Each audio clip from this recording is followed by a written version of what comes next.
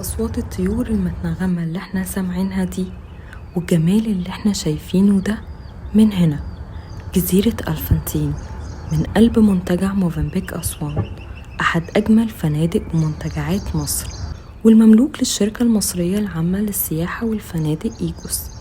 أجمل وأعلى نقطة ممكن تشوفوا منها النيل بلونه الأزرق من مطعم البانوراما في برج ألفونتين. فعلا هتتسحروا وانتوا بتتأملوه وهو فاتح دراعاته حاضن الجزيرة، وهيفضل حاضنكم طول ما انتوا عليها في منتجعنا موفنبيك أسوان اللي إدارته دايما مهتمة بتطويره وإضافة اللمسات العصرية والجمالية عليه وعلى كل الجزيرة. وده اللي دفع الشركة المالكة إيجوس لاستثمار الأفكار الخلاقة دي وتطويرها. ومن الأفكار دي على سبيل المثال مشروع التكاسي، وهو تنظيف كل حواف الجزيرة وإنشاء بلوكات أسمنتية على أطرافها. ودي حاجة ما كانتش سهلة لوجود مية النيل اللي لازم منسوبها يقل عشان يتم البناء بكل دقة وحذر وبسرعة في نفس الوقت. مش كده وبس، ده تم تشجير السور بالكامل وإضاءته، وده إدى الجزيرة منظر ليلي بديع، ده غير الحفاظ عليها من التآكل. ولأن موقع منتجع موفنبيك أسوان استراتيجي اداله الأفضلية إنه يكون نقطة انطلاق للعديد من الملتقيات والفعاليات المحلية والدولية، واللي كان على رأسها ملتقى الشباب العربي الأفريقي واللي افتتحه فخامة رئيس الجمهورية. ومن المميزات اللي مش موجودة غير في منتجع موفنبيك أسوان واللي استغلتها إدارة الفندق والشركة المالكة، هي نقطة بيمر منها تقريبا 500,000 طائر مهاجر سنويا، فتم تجهيز مكان بسيط مصنوع من القش وفيه 6 فتحات مزود بمناظير لعشاق مشاهدة الطيور المهاجرة عن طريق النيل من أوروبا لأفريقيا. وعلى حسب كلام الخبراء البيئيين فمصر بيتواجد فيها حوالي 500 نوع من الطيور المهاجرة، واللي أسوان لوحدها مستأثرة ب200 نوع من أندرهم وأجملهم.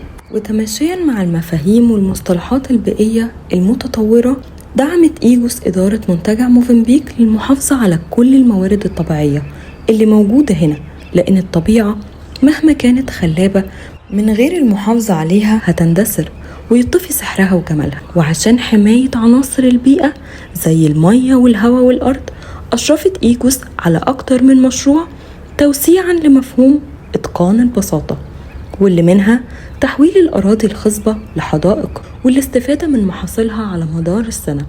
وده ساعد المنتجع على الاكتفاء الذاتي تقريبا من الخضار والفاكهة حسب الموسم، لدرجة انهم قدروا يزرعوا فواكه غير مألوف زراعتها في أسوان زي التفاح والأفوكادو والبرقوق. عايزة أقول لكم إن بيحصل هنا عملية تدوير كاملة لكل المخلفات عن طريق فريق مختص كل شغلته فصلها العضوية والسائلة والصلبة. وبفضل طريقة الكمر، وهي خلط المواد العضوية المتحللة مع قشور الفواكه والخضروات. وعرفت من المتخصصين هنا كمان إن بيتم إضافة ورق الشجر والعسل والخميرة على كل الخليط ده، وبيتدفن أو بيتكمر ويطلع من تحت شمس أسوان سماد عضوي آمن بيحسن التربة وكمان النبتة. وعشان كده معروف عن موفنبيك أسوان جودة مطعمه وتميز نكهتها، وده بناء على استطلاعات الرأي اللي بتعملها شركات السياحة لعملائها، وكلها بتقول إن منتجعنا واخد أرقام كبيرة مش بس في المطاعم ولا نكهات الوجبات، لكن كمان في حسن الاستقبال والإقامة طول الرحلة. ومن الشركات دي على سبيل المثال Booking.com وتريب أدفايزر وإكسبيديا وأوربت. وما ينفعش ننسى إن حتى مية الصرف الصحي هنا ليها محطة معالجة ثلاثية، وبيتم بيها بعد كده ري المساحات الخضراء الكبيرة اللي انتوا شايفينها دي وبالتنقيط، وده حفاظا على مية النيل. طب عارفين بواقي هدر الطعام بيجمعوها وبيقدموها للطيور في أطباق مثبتة على صخور الجزيرة واللي بتتملي يوميا. فعلا منتهى رقي إن الإنسان يحس بكل روح حواليه. وبجانب السياحة البيئية ولزيادة عناصر الجذب والتأمل والاسترخاء في منتجعنا، استضفنا غزلان أوروبية جميلة تخطف العين وهي بتجري وتلعب قدامكم. هتنسوا الوقت وأي ضغوط انتوا فيها، مش هتحسوا غير بالسعادة والراحة، وهي دي جودة إتقان البساطة. وأكيد عشان كل المميزات دي وغيرها، إنسان بقيمة وقدر السير مجدي يعقوب اختار منتجعنا موفنبيك أسوان يكون مكان إقامته الدائم، واللي لما بيكون موجود هنا بيزيد المنتجع والجزيرة هيبة ووقار. منتجع موفنبيك أسوان تحت إدارة إيجوس مزدهر متطور ما يكفيهوش أبدا حلقة واحدة.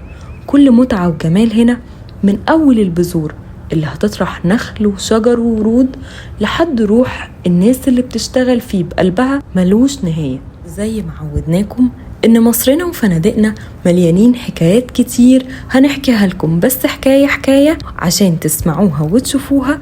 اشتركوا في قناتنا واستنونا.